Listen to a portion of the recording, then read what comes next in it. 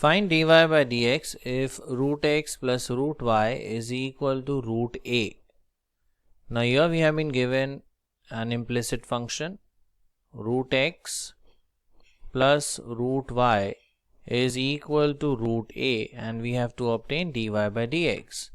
Now differentiating with respect to x, we obtain, now derivative of root x is 1 upon 2 root x plus derivative of root y is 1 upon 2 root y times dy by dx, and root a is a constant, so therefore its derivative value will be 0.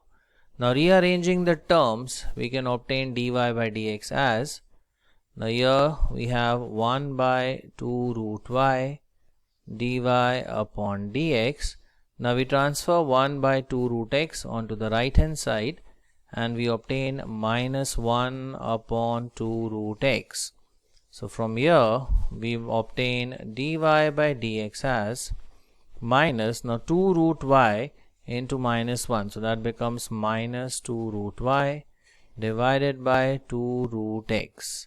Now we could cancel out the 2's, so the final value will be minus of, now we can combine the two square roots into a single square root as root of y upon x. So this is the value for dy by dx.